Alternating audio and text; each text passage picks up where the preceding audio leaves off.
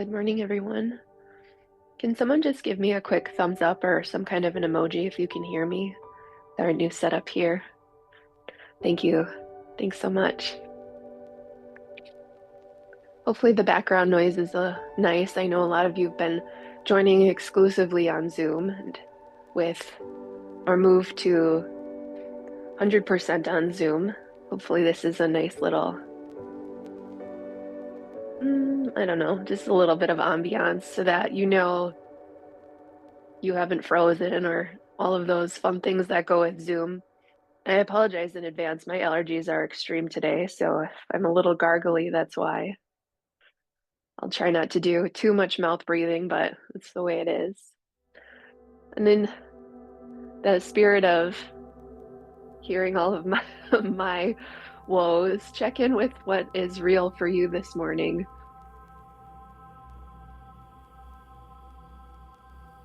When I was sitting in this noble silence for the last 15 minutes, I just can't help but have a little bit of a smile and a little bit of a joyful heart, even in the midst of my suffering. And I think that's what the power of this practice can do for you. I'm somewhat tongue in cheek here because I know there's a lot of very real suffering, and my suffering is also real, but it helps me keep things in context that this isn't that bad, right? It's part of my life. 37 years of allergies and the wind kicking things up. Maybe I can have a not so heavy attitude about it today. That being said, if you have some very real suffering that you're coming to practice with, it might be helpful to keep it in context. It might be helpful to really feel it.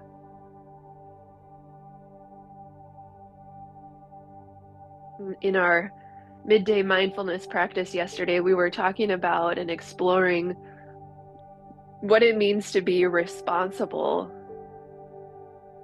for whatever it is that life is giving you.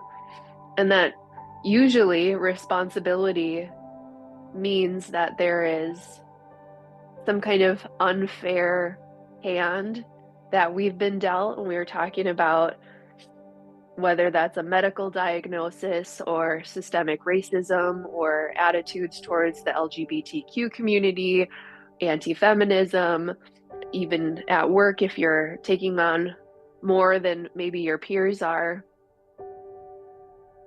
I'm feeling this morning like I have to take responsibility for the allergies and asthma that I've been dealt this hand in life.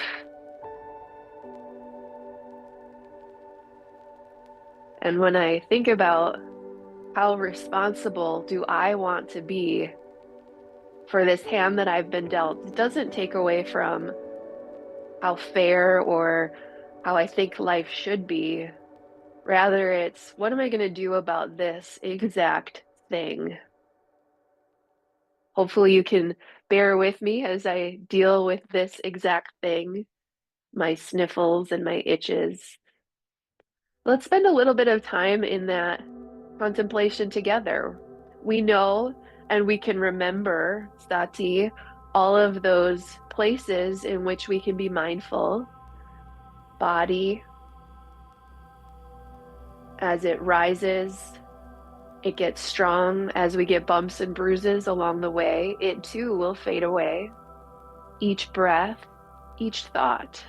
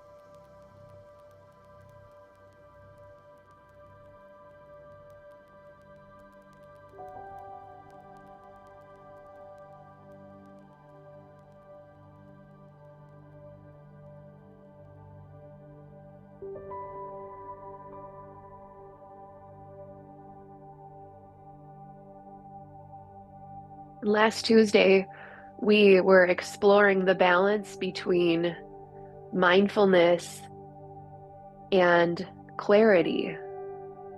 So, shamatha and vipassana, we've been spending so much of our time in establishing the foundations of mindfulness.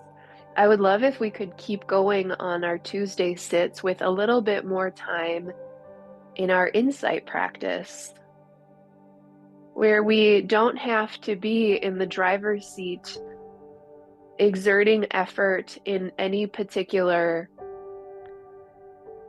mind state, any particular object of mindfulness.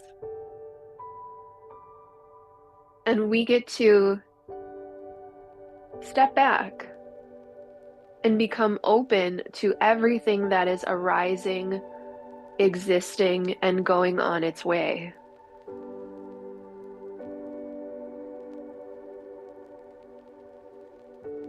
It might be helpful to establish what a lot of meditation teachers call a home base, or maybe you like to call it your object of focus.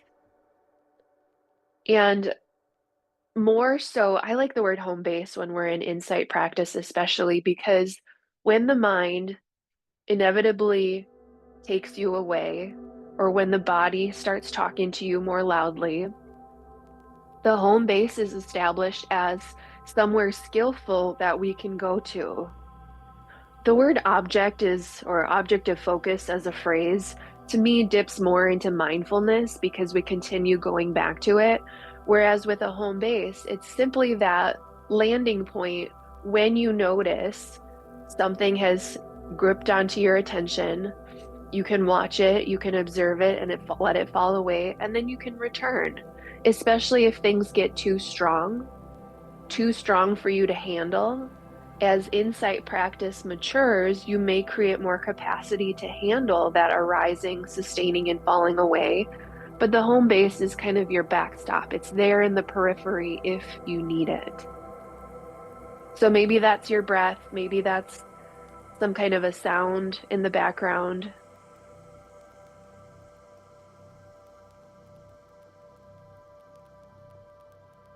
And I'll check in, just as we did last week. The sounds are here to support you, to know that you haven't frozen in cyberspace. We can take refuge in this community. All we do here, all we do, as if it's so easy, is experience. Step out of the driver's seat and bear witness to all that is unfolding.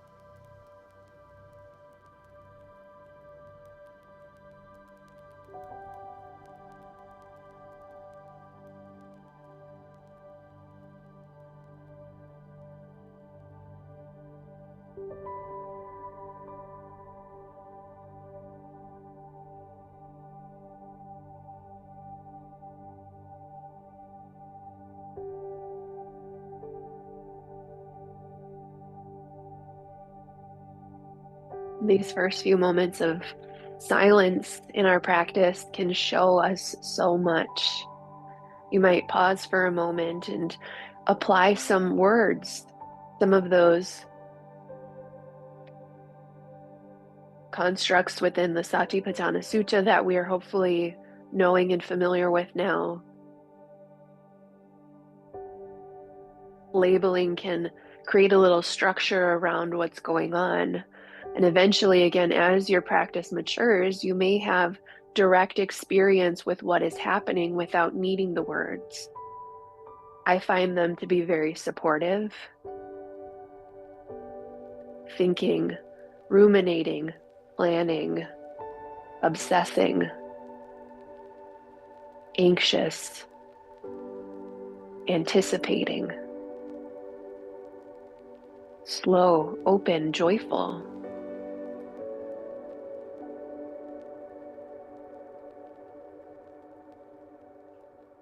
And then step out once again.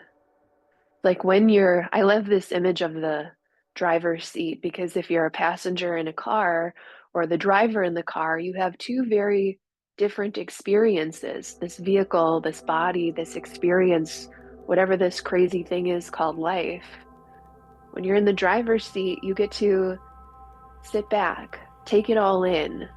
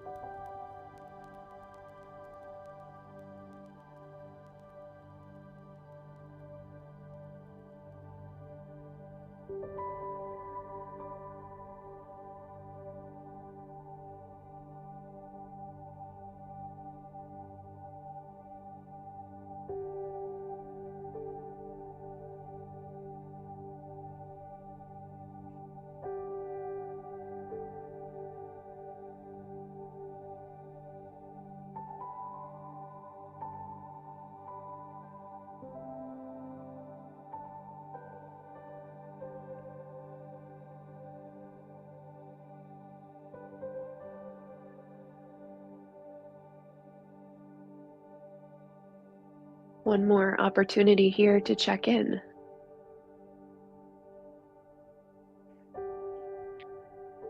You can think about these little check-ins as the opportunity to hop over from the passenger seat.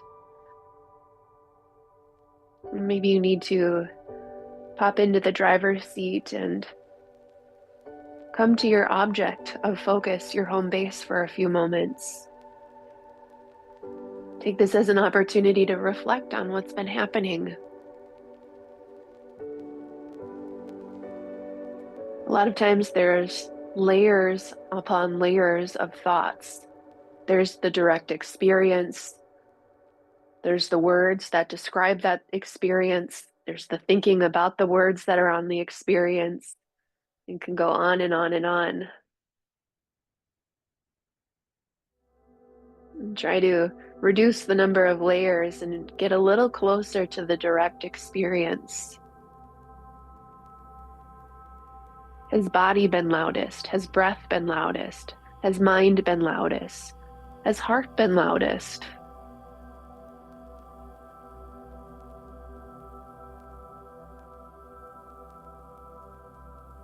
Just a short trip in the driver's seat, and then we come right back. Back to the passenger. A little more rested. Maybe a little more grateful that this opportunity is even here. To not need to be in control.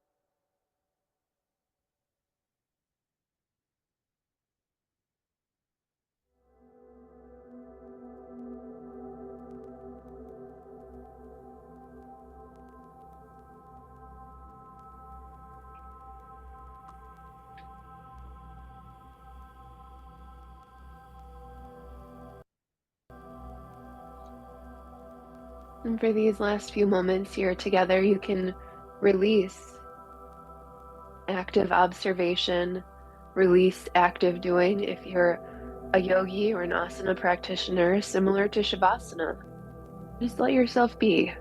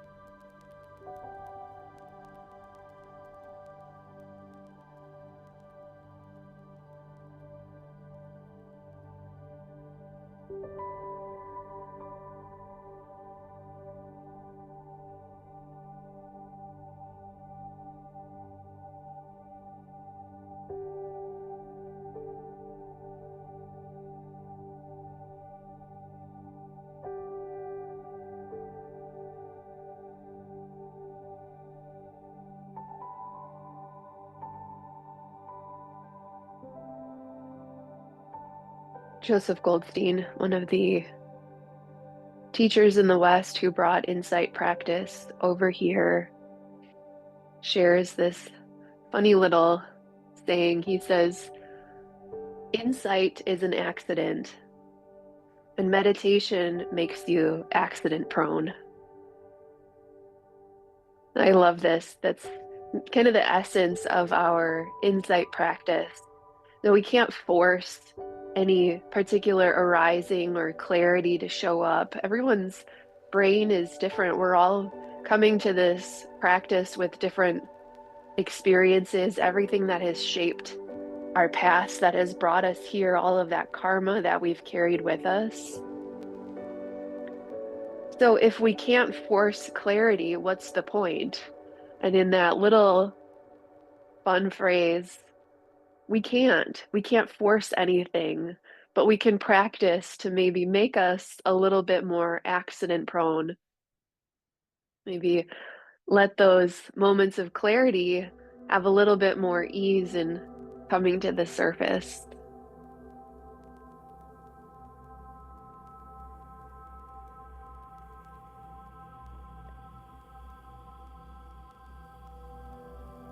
And we'll start to close our practice. If it serves you to bring hands to heart center, you are welcome to do so, keeping eyes closed. May the merits of this practice be of benefit to all sentient beings. We include ourselves in the circle of compassion.